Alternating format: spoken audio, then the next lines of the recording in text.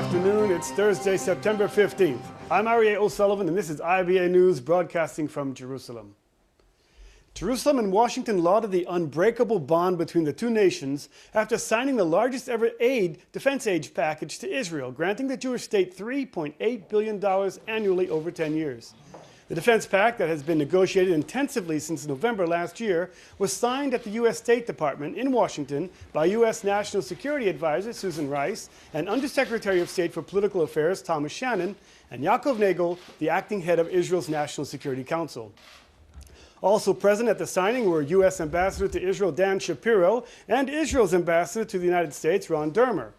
Under the agreement, Israel will designate $500 million of the annual grant to developing missile defense systems.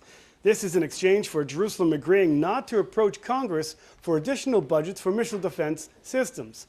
Once the agreement takes hold, there will be a gradual phasing out of Israel's right to use 26% of the American aid to buy equipment from Israeli defense industries. Prime Minister Benjamin Netanyahu issued a statement thanking U.S. President Barack Obama and declaring the deal demonstrates that ties between Israel and the U.S. are strong and stable. This marks a significant increase over our existing funding, and it will ensure that Israel has the support it needs to defend itself by itself and to preserve its qualitative military edge. This is the single largest pledge of military assistance to any country in U.S. history. At a time when we're tightening our belts across the board, with the harmful sequestration spending cuts set to return in just a couple years, this MOU nonetheless greatly increases our military assistance commitment to Israel. And that's not an accident. It's a reminder of the United States' unshakable commitment to Israel's security. This unprecedented assistance will also cover a robust missile defense funding through the next decade for the first time, and will help us effectively plan and develop multi-layer missile defense systems to counter the growing missile threats in our region. A strong Israel is an island of stability in a stormy Middle East, and an important partner in the fight against the forces of terror and extremism in our region and beyond. The condition of former President Shimon Peres remains stable but serious. Doctors treating the 93-year-old veteran statesman who suffered a stroke Tuesday night said that while Peres is showing some signs of improvement, he is still considered to be in a life-threatening situation. The next few days are crucial in determining his condition and evaluating the damage caused by the massive bleeding. Professor Yitzhak Kreis, head of the Sheba Medical Center at Tel HaShomer, where Peres is currently hospitalized, told reporters that the former president has exhibited some neurological improvement.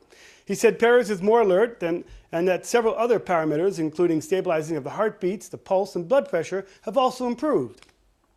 Peres' son-in-law and personal physician, Professor Ralphie Valden, said that Peres was quite responsive when the sedation was lessened. He was able to squeeze his son-in-law's hand and even complain that the respirator tubes were bothering him. He stressed that the level of consciousness has significantly improved compared to the first few hours following the stroke, and the medical team is continuing to keep Peres on a respirator and is expected to gradually lift the sedation over the next few days. Another evaluation will be issued later this evening. Prime Minister Benjamin Netanyahu last night visited Peres in hospital. He later told reporters that he was more optimistic after the visit and felt a sense of relief. He thanked the team of doctors and said, "My prayer is stronger now after I saw the great medical care and the signs of hope. Obviously, it's too early to tell, and we will keep praying and hoping." Turning to the Israel's southern border, before dawn this morning, the Air Force targeted 3 Hamas installations in Beit Hanun, hours after 3 mortar shells were fired from Gaza last night. One of those mortars exploded in an open field in the Eshkol region in the south, and 2 others inside Gaza near the border. There were no reports of damage or injuries. The army said it holds Hamas responsible for maintaining the calm. And on the northern front, the U.S. Embassy in Israel issued a travel advisory on the Golan Heights today, advising American citizens to consider deferring travel there until the situation stabilizes. The cautionary comes after yet another errant mortar shell fired from Syria exploded in a field in the northern Golan Heights last night. No injuries or damage were reported. The Golan Heights has been subjected to daily mortar fire this week, with the Air Force launching retaliatory responses. The Army says it holds the Syrian regime responsible for maintaining the calm, but yesterday also warned it would target opposition groups fighting in Syria if necessary. In recent weeks, fighting between forces loyal to President Bashar Assad and rebels has been raging in Quneitra near Israel's border. Meanwhile, U.S. Secretary of State John Kerry and Russian Foreign Minister Sergei Lavrov have agreed to extend their ceasefire for another 48 hours in order to facilitate the entry of humanitarian aid to the war-torn country. The U.S.-Russian brokered ceasefire went into effect on Monday at sundown and called for all sides to honor a cessation in hostilities in order to allow aid to be delivered and the resumption of political talks aimed at ending the bloody 5-year war. In Aleppo, as elsewhere in the countries, locals expressed relief that calm prevailed, but in some parts of Syria, there were reports of sporadic violence erupting between rebel and Syrian forces. That Secretary did speak with Foreign Minister Lavrov earlier today. It was, I guess I'd describe it as a signals check, where we stand in terms of the cessation of hostilities and the 7 days that's required before we move to the next stage. And I think there was, there was agreement between the two of them that as a whole, despite sporadic reports of violence, as a whole, the arrangement is holding. And violence is, I'd say, significantly lower in comparison to previous days and weeks. I'm not, and I can also just add that as part of their conversation, they agreed to, discussed and agreed to extend the cessation for another 48 hours.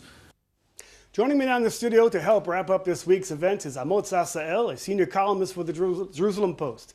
Thanks for joining us, Amot. So, Shimon Peres, a man who has no role right now, but who was vilified by some people for his political roles, has now eluded this mass outpouring of concern and worry for him.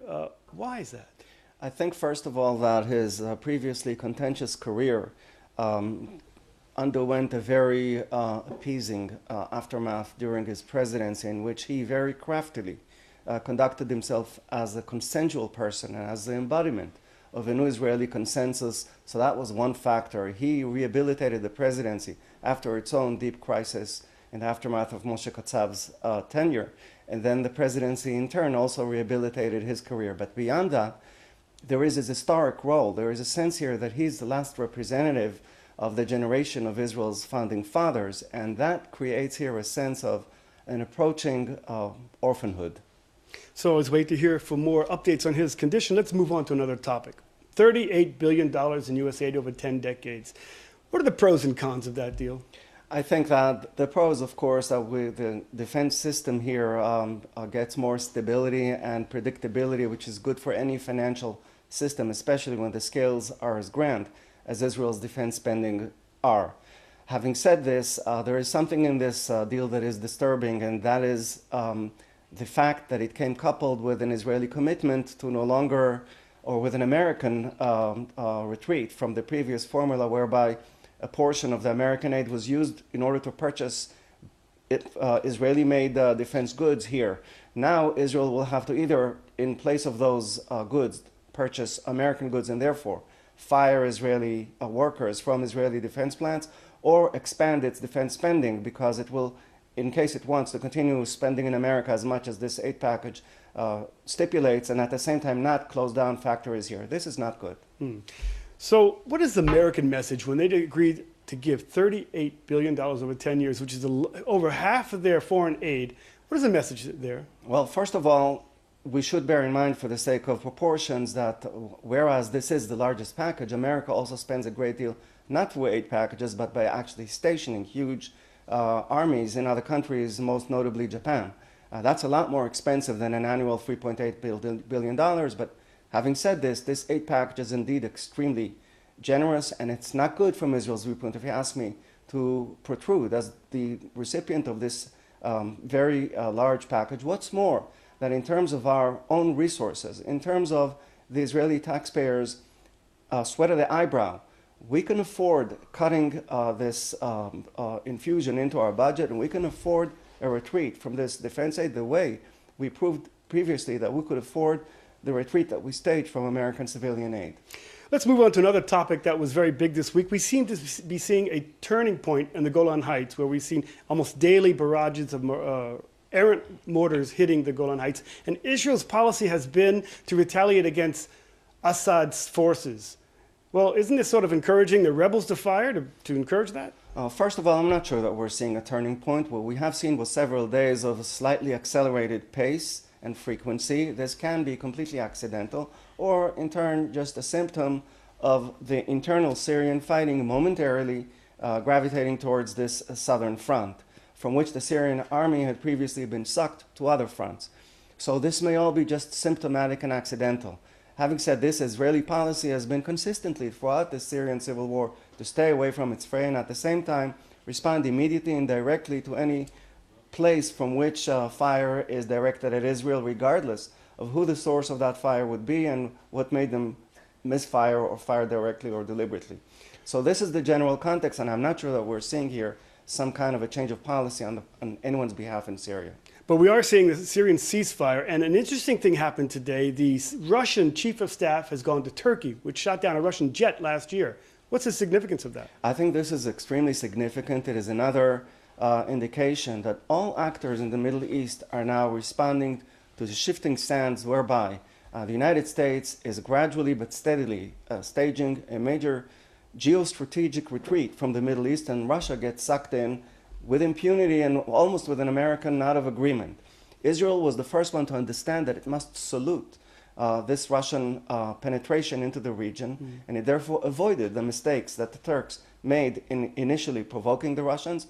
Now the Turks are behaving the way Israel behaved from the onset. There is a new, if fragile, harmony between Ankara and Moscow, and its aftermath is, for now, unpredictable. So the Turks are learning from us. Amot Sasa'el, always a pleasure to have your insight. Thanks for joining Thank you, IBA. Ari.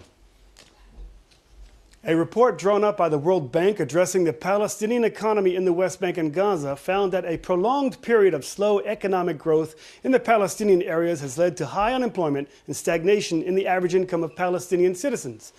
In the Gaza Strip, only 16% of the billions of dollars pledged to Gaza in order to alleviate the situation and rebuild homes following Operation Protective Edge in 2014 has been used. The World Bank urged donor countries to uphold their commitments. It states that over 70,000 people are suffering from prolonged internal displacement, and only 10.7% of the 11,000 homes destroyed in the war have been rebuilt. The World Bank also took Israel to task, saying the restrictions imposed on the Palestinians remain the main constraint to Palestinian economic competitiveness and investment. The report will be submitted to the Ad Hoc Liaison Committee for Development Assistance to the Palestinians next week in New York. A new flotilla of international activists is trying to make its way to the Gaza Strip in an attempt to break the naval blockade. The two vessels, sailing under the banner Women's Boat to Gaza, set sail from Barcelona on Wednesday. On board were dozens of women, including a Swedish member of parliament. A spokesperson for the flotilla said the ships are carrying food and medical supplies. The boats are expected to stop in Corsica before continuing to Gaza. The trial of Sergeant Elor Azaria, the IDF soldier who faces charges of manslaughter for shooting a neutralized terrorist in Hebron last March, continued today at the Jaffa Military Court. Testifying for the defense was Professor Yehuda Hiss, the former chief pathologist from the Abu Kabir Forensic Institute, who claims that the terrorist had died before being shot by Azaria.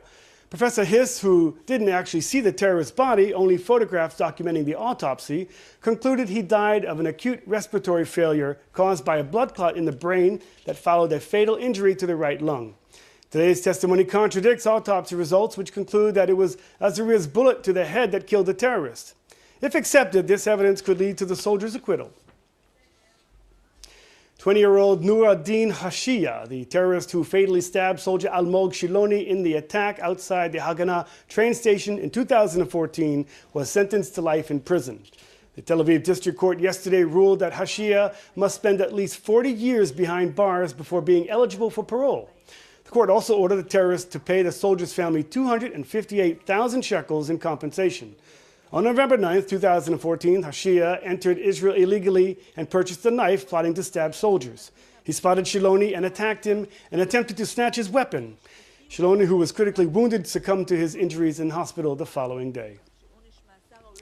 The Herzliya Interdisciplinary Center Institute for Counterterrorism held its annual conference this week, attracting security officials from around the world. IBA's Kalev Ben David attended the event and filed this report. Well, we know contemporary terrorism is an enormously complex and challenging phenomena. It encompasses technology and communication and methodologies, and what we are trying to do is to bring experts from over 60 countries, over 1,000 people who have expertise in these different fields, so we can learn from each other, we can share information, and hopefully we can keep our safer and keep the world safer by learning and teaching. Amichai, is there something that Israel itself can learn from all these counterterrorism experts about its own fight against terrorism? We have to learn from other countries, especially about the non-hard security directed dimensions of dealing with places like Gaza or the West Bank. It's not just about hard security. We're going to have to be more involved in economic development, in building good governance institutions, and there Israel has a lot to learn from other countries around the world. Among the many foreign guests attending the Herzliya Counterterrorism Conference was former Italian Foreign Minister Giulio Terzi, who said his own people could learn valuable lessons from the Israeli public when it comes to dealing with the threat of terrorism. The first lesson is the awareness of the public and the top priority that security and human life must have for a government of a country which is exposed to this phenomenon. We know very well, and it came out very clearly, we know very well how important is this priority for the Italian public and for the Israeli public and for the Israeli security system. It is a level of awareness that unfortunately does not exist yet in my country. Veteran New York police officer and counterterrorism advisor Dennis Monet said intelligence sharing was a vital factor in fighting terror. That the Israelis get it. There's only two ways to do terrorism, counterterrorism. You either do it or you don't do it. And the Israelis have, lead the world in the best operational factors that they use to work on it. The collaborative effort that they've had. They are by far the best in the world. Dr. Martin Kimani, director of Kenya's National Counterterrorism Center, praised his country's security cooperation with Israel in the fight against radical Islamic terrorism. The main thing is to learn from others, and specifically to learn from how Israel has been able to endure and prevail over terrorist organizations. There are a lot of lessons here. There's a lot to learn here. And we in Kenya learn a lot from Israel, and our friendship has been very important to how we face this threat. Is there anything specific you can point to in a more general way of the way Israel handles terrorism, or the public handles it here, that you think is something that could be useful in Kenya? Well, number one is the involvement of the Israeli public. I think the public here is highly aware, highly motivated to protect each other. And you've seen in as time has gone on, the role of the public, the role of people who used to serve in the military, the role of security guards.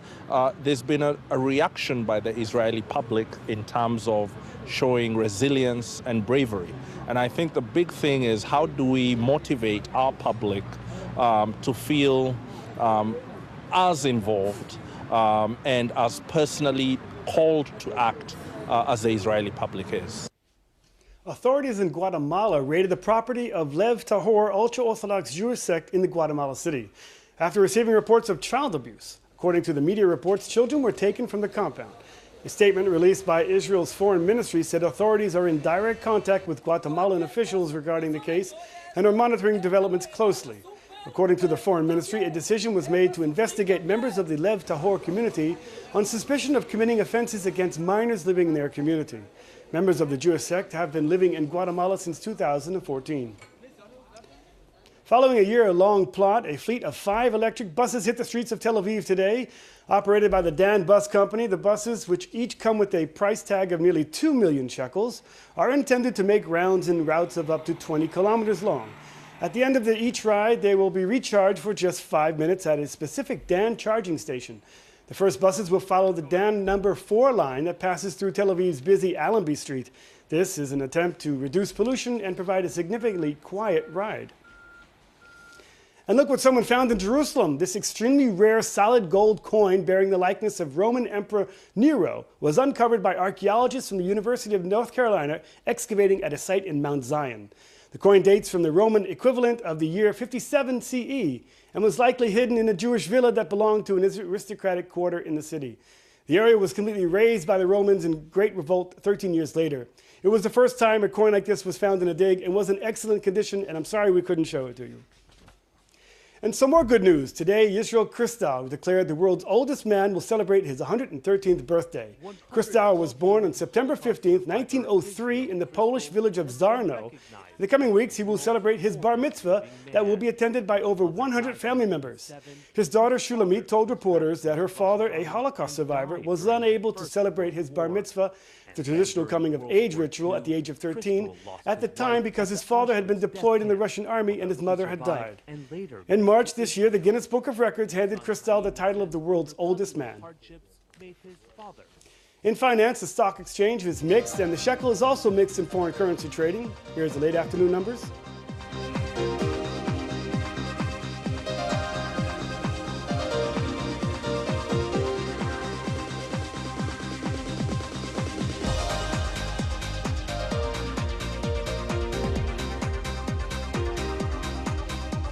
Taking a look at the weather, and the forecast is for partly cloudy skies with a slight drop in temperatures, mainly in the hilly regions. Here are the expected highs and lows at home and abroad for the next 24 hours.